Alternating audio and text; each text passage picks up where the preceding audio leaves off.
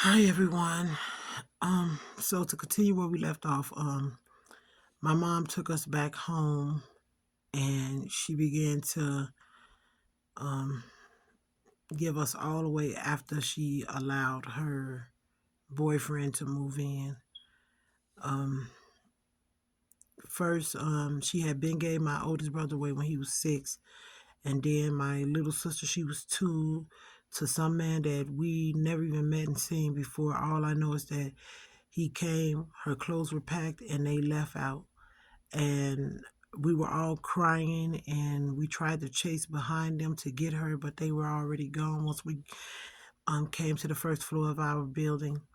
So then my stepdad winded up coming around.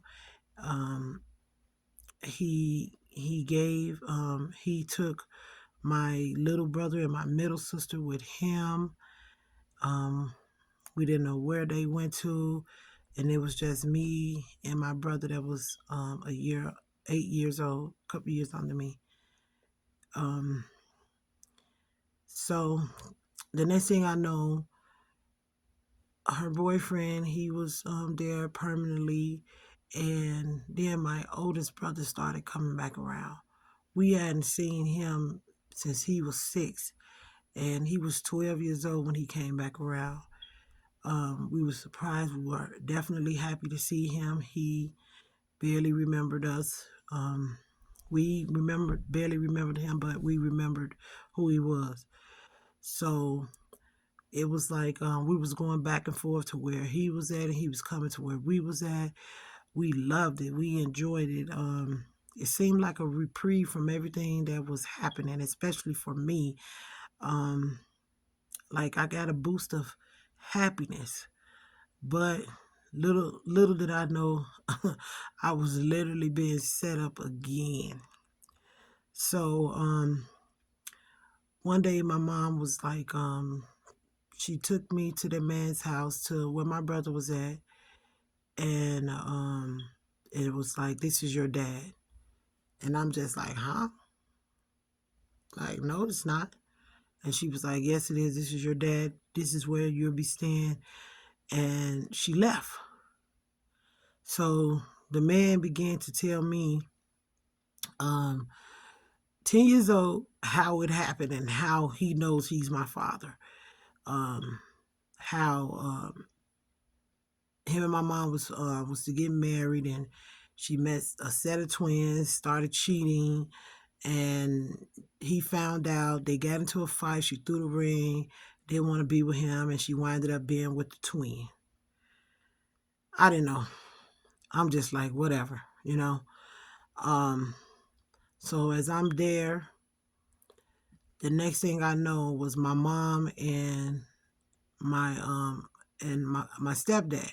He came, and he like, this is my daughter. They get into this big argument, going back and forth. He told my mom, grab her and grab all her stuff. You're not leaving her here. She don't know these people. Um, you need to get my daughter. And so they was debating on who was with who and at what time. And so the guy winded up saying, okay, well, um, yeah, when she came back in my life, she was pregnant, and I kind of figured it was, I guess, thought that I belonged to him or whatever the situation is. But so he began to explain to my stepdad, the twin, that he just wanted to help out and make sure that I was good, and he'll continue to take care of me, that they can see me whenever they wanted to. He's not trying to keep me away from my parents and this, that, and the other. But that definitely wasn't the case. So they winded up leaving me there, and I didn't see my stepdad. Well, I'll just say dad number one, until I was about 18 and with my first child. That's when I seen him again after graduating high school. Um, so man, this guy, he winded up telling me that, I was his daughter, I was his real daughter. He told his family that I was his daughter and that I needed to call him dad, and that he didn't want me calling daddy number one dad anymore. He forbid it. He was my dad. That's it, that's all. Nothing in between. That's it, that's all. So I was 10 years old. What could I do? So I called him dad. I I didn't see dad number one again until I was 18. So what could it hurt, I guess. So he started taking me. This is how I found out about downtown Chicago. He was taking me to downtown Chicago. It was just me and him. My oldest brother would be just stuck in the house. We would go to these different restaurants, trying all these different foods. Man, I had the time of my life. We'll go shopping. I had brand name shoes on that fit. Man, it was the best. It was the best time ever. It was something different. I just felt safe. I didn't have to, I felt like I didn't have to worry about anybody raping and molesting me. Man, it just felt like a whole new world, and for a person like me that had been through as much as I had been through coming up, that was a win for me. So, I remember, it all. I mean, you guys could read the book to find out, the in-betweens and everything, but I'll just go a little bit into when the problems started. So my uncle winded up moving in, and he was special, special needs. He was, 30 something or 40, I don't know, but he had the mind of an 8-year old child. And he had one leg. I don't know the logistics about what happened to his leg or whatever situation is, but he winded up moving in with us, and it was a 2-bedroom apartment. So at first, me and my brother shared the room, but then when my uncle moved in, because he didn't want him sleeping on the couch, because my uncle would use it on himself all the time, he made my brother and my uncle share a room, and I had to sleep in the bed with him. So there goes the uncomfortability right there. I was freaked out.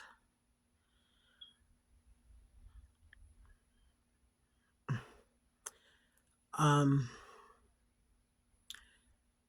the next thing I know, I started seeing him beating on my brother, and then he would beat on my uncle.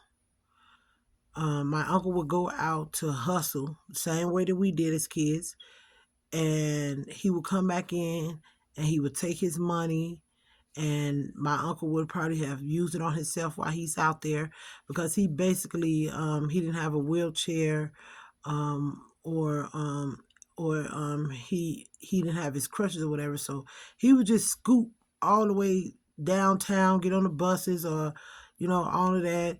It was just crazy. It was so messed up, and I winded up getting fed up with the way that he was treating them. So me, thinking that I'm grown, told them that we're going to make a plan to run away. My uncle was the only one that can get out the house to get some money to get on the bus. So that's what he did. I explained to him, when you make some money, just put $1 or $2 away so that he couldn't get it, and give it to me, and I'll hide it until we get ready to run away. And that's what he did. So we got to the day where we had enough money to get on the bus to run away. And we left. and we left him a note. I believe the note went something like, we're tired of you beating on our uncle and my brother. We don't want to be here anymore. We don't like you. We're leaving and we ain't coming back. Now, this is a letter for some kids, you know, because even though my uncle was a grown man, he was a kid. And that was it. We left. I'll be back with some more to tell you guys how this the runaway ended, how it ended, and it really got out of hand. But thank you all for tuning in and listening and, watching me tell my story, my testimony. I just want to say, divine order, Lord, in Jesus Christ's name.